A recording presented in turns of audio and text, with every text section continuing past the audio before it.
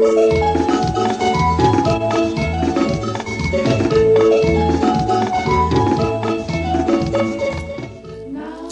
bonjour Cilia.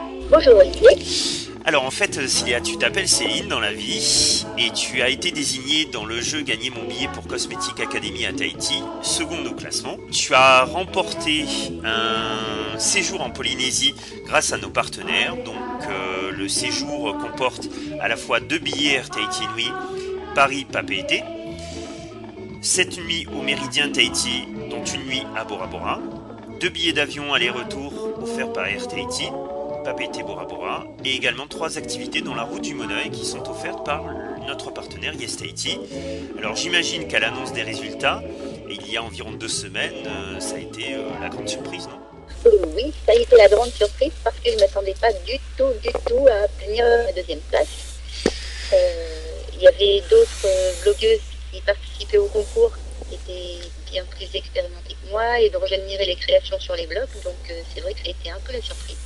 D'accord. Donc pour revenir tout d'abord à ton blog et à ta personnalité sur Internet et sur la blogosphère aujourd'hui, donc ton blog se dénomme Cilia. Donc est-ce que tu pourrais nous dire d'où vient ce nom? Parce que j'imagine ça a une signification pour toi. Alors, Ciléal, c'est le nom de mon blog, ça veut dire chez Ciléa. Ciléa, c'est mon pseudo sur Internet.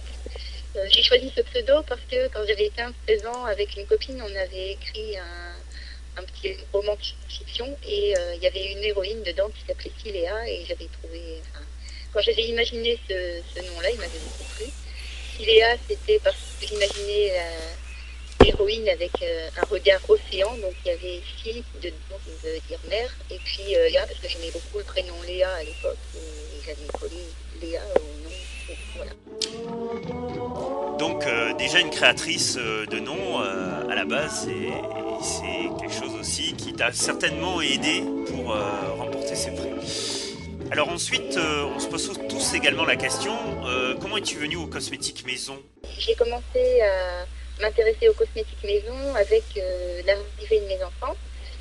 Pour ma première, c'est vrai que dans la famille, on a un terrain très allergique. Donc je voulais éviter tout ce qui était allergène. J'ai cherché, je me suis tournée vers les produits naturels, bio en particulier. Et j'ai cherché, c'est vrai que même dans les produits naturels et bio, c'est difficile de trouver des produits qui contiennent aucun ingrédient allergène. Notamment, on trouve dans tous les produits pour bébé l'huile d'amande douce qui est particulièrement allergisante. Donc j'ai fini par trouver une marque, mais c'est vrai que toujours la même, la force on se lasse. Et avec l'arrivée de mon plus petit, je me suis mise en congé parental, donc j'avais un peu plus de temps. J'ai cherché à voir ce que je pouvais faire par moi-même. Et en surfant sur des blogs, je me suis aperçue qu'il y avait des filles qui faisaient tous leurs produits cosmétiques elles-mêmes. Et je me suis dit que c'était un peu la réponse à mes problèmes. Donc je me suis mise au départ à faire la cosmétique maison pour mes enfants. Et après, je me suis piquée au jeu et j'ai élargi pour le reste de la famille. D'accord. Et même au-delà de ce cercle familial, tu as créé un blog. Et ce blog-là, c'était quelle motivation qui t'ont amené à le créer? Alors, je l'ai créé parce que quand j'ai commencé à me mettre aux cosmétiques maison, c'est grâce au blog que je me suis mise aux cosmétiques maison. C'est des blogueuses comme par exemple Miss Lollipop ou Réo qui avaient des recettes claires et pratiques pour les débutantes et qui étaient à l'écoute des débutantes et qui répondaient bien aux questions des débutantes. Donc mon idée c'était de répondre à des questions déjà dans le cercle familial de manière commune en créant un blog, et puis c'était aussi pour un petit peu dans l'idée des Creative Commons, rendre un peu à la communauté ce que j'avais déjà d'abord pris dans un premier temps. Quand j'ai créé mon blog, ça faisait 7-8 mois que je m'étais mise à la cosmétique maison et je commençais à créer mes propres recettes, donc et pour les partager et pour à mon tour donner un peu quelque chose à la communauté, quoi. D'accord. La charte graphique de ce blog dont tu parles là maintenant s'inspire des îles d'exotisme. C'est d'ailleurs pour ça que personnellement je l'avais déjà remarqué sur la blogosphère. Il doit y avoir une raison, et si tu peux nous dire. Elle s'inspire surtout de l'océan, l'eau, la mer, donc évidemment la plage. Alors, j'habite pas du tout une région à côté de la mer. Je suis auvergnate, donc j'habite dans le centre de la France, une région de moyenne montagne. Mais D'accord.